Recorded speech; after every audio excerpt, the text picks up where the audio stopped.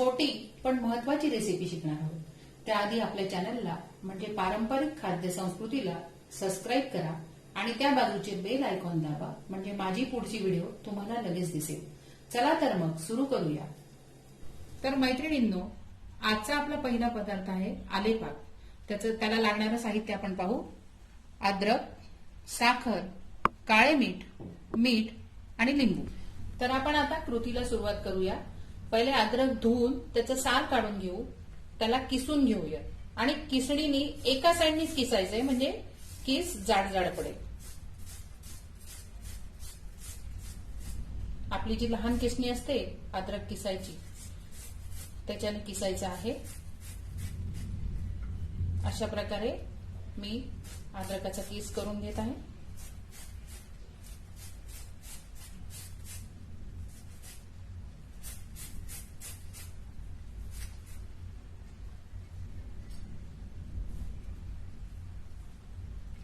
असा किस झालाय अद्रकाचा.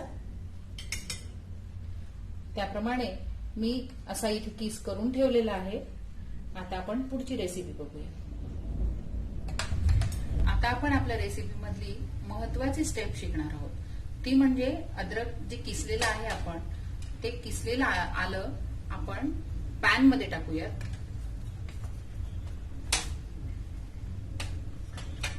त्यानंतर त्यात एक पाऊण वाटी साखर आपल्याला टाकायची आहे, कारण अद्रक तिखट असतं आणि पाऊण वाटी साखर सफिशियंट आहे त्याला.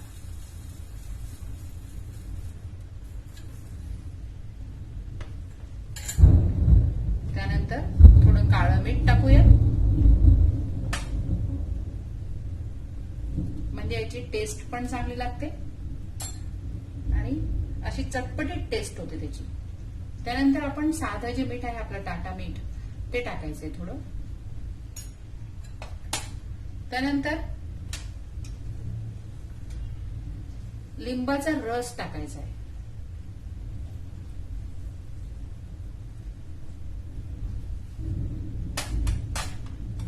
सगळं हलवून घ्यायचंय व्यवस्थित. सगळं मिक्स झालं पाहिजे. साखर, अद्रक, काळं मीठ आणि मीठ आणि लिंबाचा रस हे सगळं मिक्स झालं पाहिजे.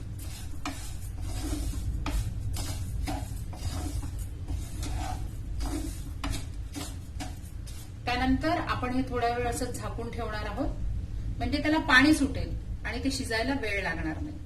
तर मी इथे झाकून ठेवलेलं आहे. एक 5 ते 7 मिनिटानंतर आपण हे झाकण उघडून घेऊया. त्यानंतर त्याला पाणी सुटेल आणि नंतर आपण त्याला शिजवूया. आता 5 ते 7 मिनिटं झालेली आहेत. आता आपण झाकण काढून बघूया. आता या मिश्रणाला खूप छान पाणी सुटलेलं आहे. हे बघा, यात पाणी घालायचं नाही. पाणी घातलं तर आलेपाक टिकणार नाही, तो खराब होईल.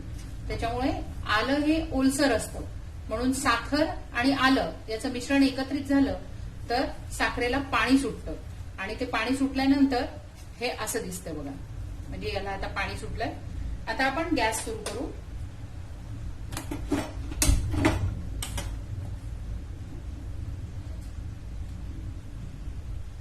गॅस सुरू केल्यानंतर त्याला असं कंटिन्यू हलवायचं आहे. एकसारखं हलवायचं म्हणजे खाली ते लागणार नाही आणि 5 ते 7 मिनिटं शिजवायचं. पूर्ण साखर विरघळली आणि थोडा त्याचा पाक झाला की ते काढून घ्यायचं. आम्ही अर्धा लिंबू पिळलेला आहे. यात तुम्ही अजूनही लिंबू पिळू शकता म्हणजे त्याचा आंबटपणा वाढेल आणि काळं मीठही चवीनुसार तुम्ही वाढवू शकता. असं काही नाही की मी जेवढं टाकलंय तेवढंच तुम्ही टाकायला पाहिजे. आता हे बघा, साखरेचं पूर्ण पाक तयार होतोय. साखर विरघळतीये.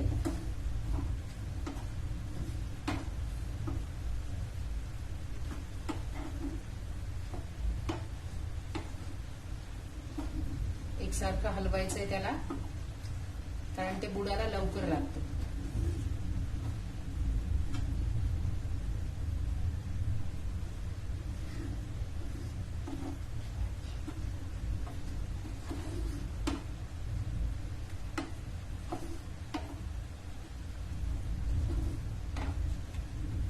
साखर पूर्ण विरघळलेली आहे. हे 2-3 सेकंद फक्त होऊ द्यायचंय.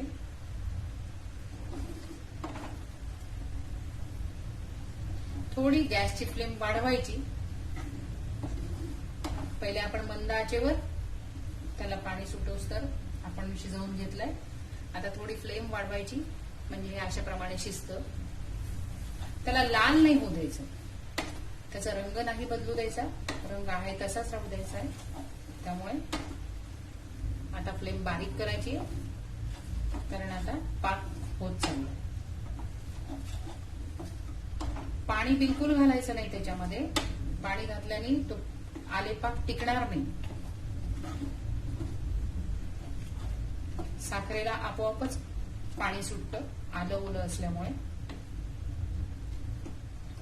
आणि आल्याचा रस, साखर, काळं मीठ, मीठ हे सगळं एकत्र होऊन त्याचा असं टेम्पटिंग असं सुगंध येतोय सगळा. आता हे होत आलेलं आहे.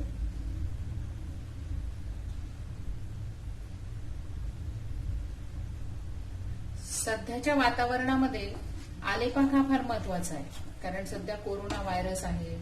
त्यानंतर आता आपला आलेपाक तयार झालाय. आपण आता गॅस बंद करूया. आणि हा असा छान आलेपाक तयार झालेला आहे.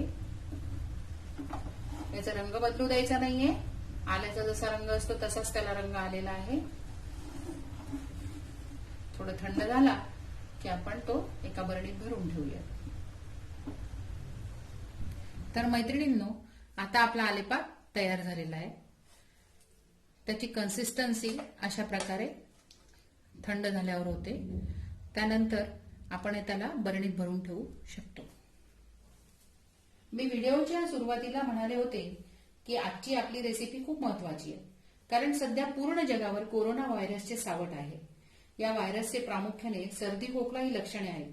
जर आपण रोज अर्धा चमचा आलेपाक खाल्ला तर आपली सर्दी खोकल्यापासून बचाव होईल.